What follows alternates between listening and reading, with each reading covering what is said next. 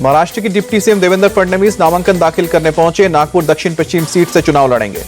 नामांकन दाखिल करने के बाद बोले डिप्टी सीएम देवेंद्र फडणवीस, कहा कि आरक्षण विरोधी है कांग्रेस, बीजेपी के रहते हुए आरक्षण खत्म नहीं होगा। पर्चा भरने से पहले नागपुर में देवेंद्र फडणवीस का रोड शो, नितिन गडकरी भी मौजूद, बड़ी संख्या में शामिल हुए लोग। नामांकन भरने से पहले नागपुर में नितिन गडकरी के घर पहुंचे देवेंद्र फडणवीस, पैर छूकर आशीर्वाद भी लिया। एनसीपी अजीत पवार गुट में शामिल हुए बाबा सिद्दीकी के बेटे जीशान सिद्दीकी मुंबई में अजीत पवार की मौजूदगी में सदस्यता ली। एनसीपी में एंट्री के बाद जीशान सिद्दीकी का कांग्रेस पर अटैक, बोले कि कठिन समय में बहुत चेहरों के रंग बदलते हैं। महाविकास अघाड़ी ने बहुत झूठे वादे किए, जनता मेरे साथ रिकॉर्ड मतों से जीतेंगे। बीजेपी नेता निशिकांत भोसले पाटिल और संजय काका ने एनसीपी अजीत पवार ज्वाइन की। डिप्टी सीएम अजीत पवार की मौजूदगी में शामिल हुए। एनसीपी के टिकट पर निशिकांत भोसले इस्लामपुर से लड़ेंगे चुनाव। तासगांव से संजय काका को टिकट। एनसीपी अजीत गुट ने आज 7 उम्मीदवारों के नाम की दूसरी लिस्ट भी जारी की। अब तक 45 उम्मीदवारों के नाम का ऐलान। वली सीट से आदित्य ठाकरे के खिलाफ चुनाव लड़ सकते हैं मिलिंद देवड़ा। शिवसेना शिंदे गुट ने दे सकती है टिकट। दिल्ली में आज शाम को 4:30 बजे कांग्रेस सीईसी की मीटिंग। महाराष्ट्र चुनाव के उम्मीदवारों के नामों पर होगा मंथन। महाराष्ट्र चुनाव पर बोले कांग्रेस नेता अशोक गहलोत, महाराष्ट्र में कांग्रेस की स्थिति मजबूत, हमारी जीत निश्चित है। महाविकास अघाड़ी में सीट शेयरिंग को लेकर बोले शिवसेना यूबीटी के नेता संजय राउत, कहा कि आज गठबंधन में छोटी छोटी पार्टियों के साथ बैठक, सोमवार तक पूरी लिस्ट आ जाएगी। पीएम मोदी ने Asia Pacific conference of German business 2024 को संबोधित किया। पीएम ने कहा कि हर कदम मोर्चे पर भारत जर्मनी की दोस्ती गहरी हो रही है। पीएम मोदी ने एशिया पैसिफिक कॉन्फ्रेंस में कहा, आने वाले 25 साल के लिए विकसित भारत का रोड मैप तैयार। मुझे खुशी है कि ऐसे समय पर जर्मन कैबिनेट ने फोकस ऑन इंडिया डॉक्यूमेंट जारी किया है।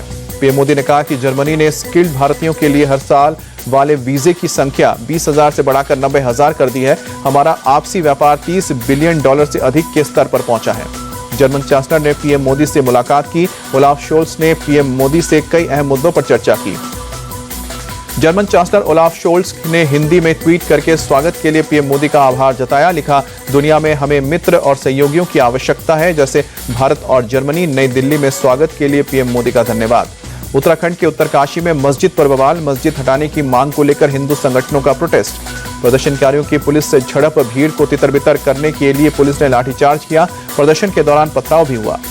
जम्मू कश्मीर के बारामूला में सेना के वाहन पर हमले में 3 सैनिक शहीद, 2 पोर्टर की भी मौत। बारामूला आतंकी हमले पर बोले नेशनल कॉन्फ्रेंस प्रमुख फारूक अब्दुल्ला, कहा कि मैं 30 साल से देख रहा हूं कि निर्दोष लोग मारे जा रहे हैं। हम पाकिस्तान का हिस्सा नहीं बनने वाले हैं तो वो क्या कर रहे हैं। भारत चीन के बीच समझौते के बाद एक्शन में दोनों देश है। एलएसी पर भारत चीन ने किया डिसएंगेजमेंट शुरू।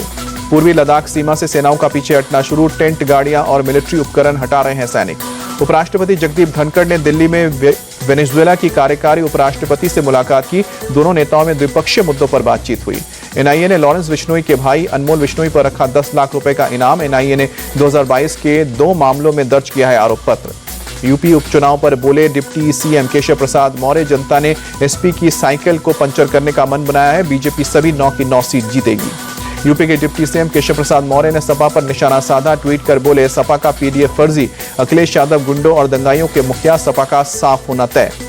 गुजरात की बाव सीट पर उपचुनाव के लिए बीजेपी ने प्रत्याशी घोषित किया। स्वरूप जी सरदार जी ठाकुर होंगे उम्मीदवार। बिहार उपचुनाव पर बोले आरजेडी नेता मृत्युंजय तिवारी, 4 सीटों पर एनडीए का सूपड़ा साफ होगा। जनता तेजस्वी यादव के मॉडल के साथ।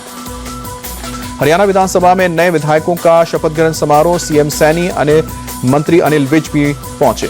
श्रीनगर में बारामूला के सांसद इंजीनियर राशिद का समर्थकों के साथ प्रदर्शन। दरबार मूव की बहाली की मांग की। हिमाचल प्रदेश के सीएम सुखविंदर सिंह सुक्खू ने हिमाचल निकेतन का निरीक्षण किया। दिल्ली में हो रहा है हिमाचल निकेतन का निर्माण। मथुरा में आरएसएस की अखिल भारतीय कार्यकारी मंडल की बैठक, संघ प्रमुख मोहन भागवत शामिल हुए। ओडिशा में चक्रवात दाना से आशंका के मुताबिक कम नुकसान। तूफान में किसी की मौत या घायल होने की खबर नहीं। फिलहाल नुकसान की जांच कर रही है सरकार। चक्रवात दाना पर बोले ओडिशा के सीएम मोहन मांझी, कहा कि तूफान में कोई हताहत नहीं हुआ है। करीब 6000 गर्भवती महिलाओं को स्वास्थ्य केंद्र तक पहुंचाया गया है। भुवनेश्वर और कोलकाता एयरपोर्ट पर विमानों का परिचालन शुरू। चक्रवात तूफान दाना के चलते परिचालन किया गया था बंद। तमिलनाडु के सलेम में भारी बारिश के बाद जगह जगह जलभराव, यातायात प्रभावित, राहगीरों की परेशानी बढ़ी। केरल के कई इलाकों में भारी बारिश। स्टैचू जंक्शन इलाके में भरा पानी। दिल्ली के अक्षरधाम इलाके में स्मॉग की परत देखने को मिली। 300 के पार पहुंचा है एयर क्वालिटी इंडेक्स। यमुना नदी में बड़ा प्रदूषण का जलस्तर। दिल्ली के कालिंदी कुंज इलाके में यमुना में दिखे सफेद झाग। सहारनपुर रेलवे स्टेशन के पास ट्रेन हादसा, मालगाड़ी पटरी से उतरी, फिलहाल किसी के हताहत होने की खबर नहीं। कर्नाटक के शिवमोगा में एक ट्रैफिक कांस्टेबल को कार के बोनेट पर घसीटा गया। पूरी घटना एक राहगीर के मोबाइल में रिकॉर्ड हुई। टेस्ट क्रिकेट में रोहित शर्मा के नाम शर्मनाक रिकॉर्ड दर्ज। रोहित शर्मा 34वीं बार 0 पर हुए आउट। सचिन तेंदुलकर की बराबरी की। दोनों के नाम 34 बार 0 पर आउट होने का रिकॉर्ड है। पूर्व ऑस्ट्रेलियाई क्रिकेटर ब्रेट ली ने की तेज गेंदबाज मयंक यादव की तारीफ, कहा कि ऑस्ट्रेलिया दौरे पर घातक हो सकते हैं मयंक, अपनी रफ्तार से ऑस्ट्रेलिया की टीम को कर सकते हैं परेशान।